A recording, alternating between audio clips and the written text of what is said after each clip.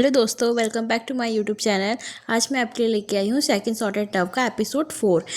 Starting में हम देखते हैं कि जो ग्योमजू के पापा और उसकी बड़ी बहन होते हैं वो देखते हैं कि ग्योमजू टेम्पल में नहीं है।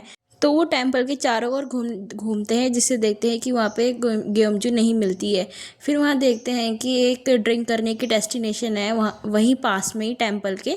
तो वो उधर जाते हैं। फिर लेकिन उसके पापा कहते हैं कि ग्योमजू ही तो थी जो कहती थी कि हमें ड्रिंक नहीं करनी है, हम मम्मी से बहुत प्यार करते हैं। तो वो कहते हैं कि हाँ, यहाँ ग्योमजू नहीं हो सकती है। लेकिन जैसे ही वो वहाँ से जाते हैं, पीछे से ग्योमजू की आवाज़ आती है कि मुझे एक ड्रिंक और चाहिए। तो वो दोनों के दोनों उसको देख के हैरान हो जाते हैं और उसके पास जाते हैं। ग्योमजू कहती है, तुमको पता है ना कि मैं ड्रिंक से कितना प्यार करती हूँ, मैं नहीं छोड़ सकती, मैं क्या करूँ, मैं घूम फिर के ड्रिंक के पास आ ही जाती हूँ। तो ये सीन शिफ्ट होकर हमें सियोजुन के पास दिखाया जाता है कि सियोजुन भी कार से टेम्पल की तरफ आ रहा होता है।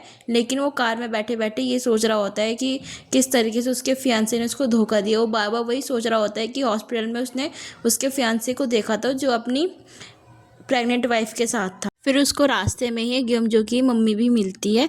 तो वो उनसे पूछता है कि वो कहाँ जा रहे हैं। तो वो कहती है कि मैं उन तीनों को देखने टेम्पल जा रही हूँ।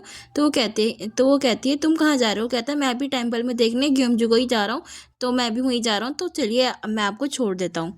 तो वो दोनों के दोनों वहाँ जाते हैं। फिर पता चलता है कि जो ग्योमजू और उसके पापा और बड़ी बहन है वो तीनों की तीनों टेम्पल में नहीं होते, वो तीनों की तीनों वहाँ से भाग जाते हैं। वहाँ के मॉन्क भी कहते हैं ये इतने सालों में पहली बार मैंने ऐसा देखा है जो बिना ड्रिंक किए हुए नहीं रह सकते। फिर हम देखते हैं कि ये तीनों की तीनों बहुत मज़े से ड्रिंक कर रहे होते हैं और पीछे से उनकी मम्मी जो है उनको देख लेती है और तीनों तीनों डर के मारे वहाँ से भाग जाते हैं और उनकी मम्मी उनके पीछे पीछे जाती है। फिर ग्योमजू कहती है अपनी बड़ी बहन को, देखो बहन, अगर हम ऐसे ही भागते रहे तो मम्मी हमें पकड़ लेगी, हमें अलग अलग होना चाहिए। तो हम देखते हैं कि जो वो दोनों के दोनों हैं वो अलग अलग हो जाते हैं और ग्योमजू अपना अलग हो जाती है।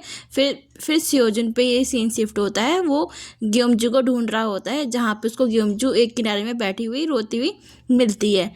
ग्योमजू वही वेडिंग हॉल वाली बात सुन के बहुत अपसेट होती है। उसी टाइम सियोजुन वहाँ पे आ जाता है, उससे कहता है कि वहाँ से चलो। तो ग्योमजू कहती है कि हाँ ठीक है। लेकिन जैसे ही वो जाती है तो वो नीचे गिर जाती है। तो सियोजुन उससे पूछता है क्या तुम ठीक हो। तो ग्योमजू बहुत बुरी तरीके से रोने लग जाती है कि मैं बिल्कुल भी ठीक नहीं हूँ, मुझे बहुत ज़्यादा हर्ट हो रहा है, ऐसा क्या किया था मैंने। तो उसी बीच वहाँ पे बारिश हो जाती है और ग्योमजू बहुत खतरनाक तरीके से रोने लग जाती है। फिर हमें देखते हैं कि ग्योमजू सियोजुन को कुछ कहती है बट वो हमें दिखाते नहीं है, ये आगे जाके ही पता चलेगा। सीन शिफ्ट होके ग्योमजू की मम्मी के पास आता है जो चर्च में जाती है अपनी बेटी के लिए कि मेरी बेटी जल्दी से जल्दी नशा छोड़ दे और उसकी लाइफ अच्छी हो जाए। तो उसके जो फ्रेंड्स होते हैं वो कहते हैं कि मैं भी इसके लिए बहुत परेशान हूँ, काश ग्योमजू जल्दी सुधर जाए। तो हम दिखाते हैं सियोजुना जो होता है वो ग्योमजू के कुछ सामान लेके आता है जो टेम्पल में छोड़ देती है और उससे कहता है क्या तुम्हें कुछ कल का कुछ भी याद नहीं है कि तुमने मुझसे क्या कहा था।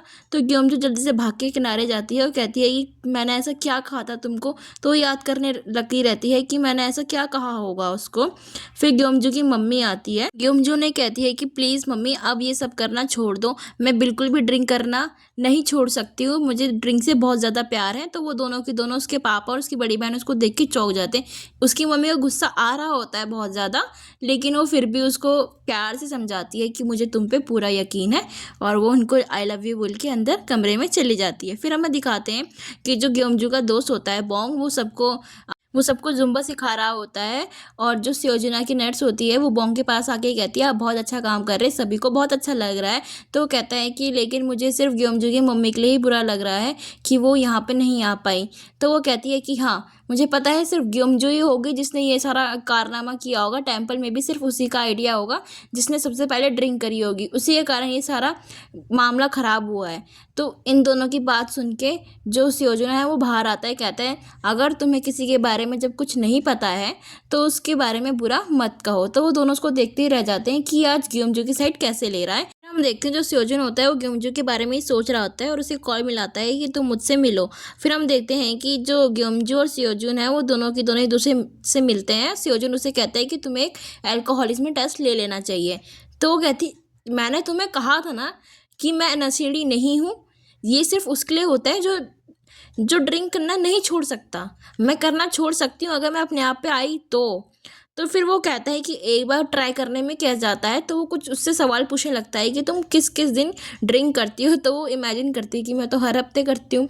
तो वो दूसरा सवाल पूछता है कि तुम्हें ड्रिंक करने से कितने लोगों ने मना किया है। तो सबको याद करने लग जाती है, फिर देखती है कि बहुत लोगों ने। तो उसमें जो टेस्ट होता है उसमें लिखा आता है कि ग्योमजू तुम सच्ची में ही पक्की वाली अल्कोहलिज्म वाली लड़की हो। तो देख के चौंक जाती है। वो कहती है ऐसे तो पूरे कोरिया में ही होंगे जितने होंगे लोग, वो सारे सभी के सभी ड्रिंक करते हैं। तो स्योजन उसको समझाता है। वो कहता है कि तुम्हें एक बार टेस्ट कर ही लेना चाहिए, लेकिन ग्योमजू वहाँ से गुस्सा हो गई चली जाती है। फिर उसके बाद हम देखते हैं जो ग्योमजू का दोस्त होता है बॉन्ग, और उसकी जो बड़ी बहन होती है वो उसको टाइकोंडो सिखा रहा होता है। फिर उसके बाद जब वो घर जा रहे होते हैं तो जो उसकी बड़ी बहन का फेवरेट सिंगर होता है उसका कॉन्सर्ट होता है, लेकिन वो अपनी जो सीट होती है कॉन्सर्ट की वो बुक करवाना भूल जाती है। तो वो उससे कहती है कि यार मुझे ये बहुत अच्छा लगता था, लेकिन मैं क्या करूँ, अब ये सीट तो बची ही नहीं है। मुझे और तुम्हारी बड़ी बहन को ये कॉन्सर्ट इसका देखना बहुत अच्छा लगता था। तो वो इमेजिन करता है कि वो उससे, फिर हमें दिखाते जो बॉन्ग होता है उसकी बहन को बोलते हुए देख रहा होता है और अपने आप ही ख्यालों में खो जाता है कि वो उसके साथ एक गार्डन में है, फूल के बगीचों में, और वो उसे किस करने वाला होता है, लेकिन उस इस सपना टूट जाता है। फिर हमें दिखाते हैं कि जो स्योजुन होता है वो अल्कोहल के बारे में एक और लेक्चर देने वाला होता है। तो उसकी नर्स आगे उसे बताती है। फिर उसके बाद जो स्योजुन होता है वो सोचता है कि जो ये लेक्चर दे रहा है क्यों ना उसे ग्योमजू और उसकी फैमिली वाले भी सुने। तो वो जल्दी से जल्दी ग्योमजू की मम्मी को फ़ोन मिलाता है और उसे सब बताता है। फिर हम देखते हैं कि जो ग्योमजू की मम्मी होती है वो अपने तीनों को कहती है कि देखो जो स्योजुन है वो तुम्हें लेक्चर अल्कोहल के बारे में फिर लेक्चर दे रहा है और उसने तुम तीनों को ज़रूर इनवाइट किया है, ठीक है, तो तुम तीनों को वहाँ जाना होगा। लेकिन वो तीनों के तीनों मना करते हैं। लेकिन ग्योमजू की मम्मी कहती है देखो मुझे ऐसा लगता है कि मैंने कुछ सुना ही नहीं है, मैं सिर्फ़ और सिर्फ तुम्हारी भलाई चाहती हूँ। तो तुम्हारे मुँह से कुछ हाँ या ना निकल के तुम तीनों की तीनों वहाँ पे पहुँच जाना। तो वो तीनों की तीनों अगले ही पल वहाँ पे चले जाते हैं। फिर जो ग्योमजू होती है वो उसका लेक्चर सुन के बोर हो रही होती है। वो तीनों की तीनों बोर हो रहे होते हैं और ग्योमजू जो होती है वो फिर उसी वाला सीन याद कर लेती है कि जिस दिन जो बारिश हुई थी और स्योजुन ने उसे बचाया था। फिर हम देखते हैं तीनों की तीनों लेक्चर ख़त्म होते हुए बाहर आते हैं और तीनों एक दूसरे से कहते हैं कि लेक्चर बहुत ही ज़्यादा बोरिंग था। उसी के पीछे स्योजुन भी आता है। वो कहता है कि लेक्चर कैसा लगा। वो झूठ झूठ कहते हैं कि बहुत ही अच्छा, लेकिन हैंडसम हमारी मम्मी ने कहा है कि हमें प्रूफ चाहिए तो तुम्हारे साथ फ़ोटोज़ खिंचानी होगी। तो योजना उन तीनों के साथ फ़ोटो खिंचाता है और वो तीनों की तीनों वहाँ से चले जाते हैं। फिर अगले पल हमें दिखाया जाता है उन तीनों ने डिसाइड करा होता है कि हम अपनी मम्मी को सच सच बता देंगे कि हम बिना अल्कोहल के नहीं रह सकते हैं, आप हमें फोर्स मत करो छुड़वाने के लिए। लेकिन तीनों के तीनों डर रहे होते हैं कि बोलेगा। वो कहते हैं कि हमें फिर दोबारा योजना के लेक्चर में नहीं जाना है, वो बहुत ही ज़्यादा बोरिंग था और ना ही हम अल्कोहल छोड़ सकते हैं।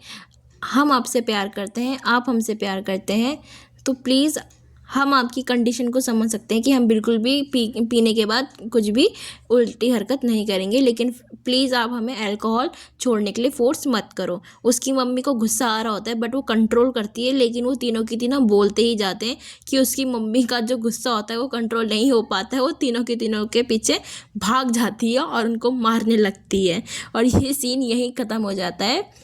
अगर आपको मेरी एक्सप्लेनेशन अच्छी लगी हो तो मेरे इस चैनल को सब्सक्राइब कीजिए और बाकी के पार्ट्स आपको मेरे चैनल पे जो प्लेलिस्ट है उसमें मिल जाएंगे।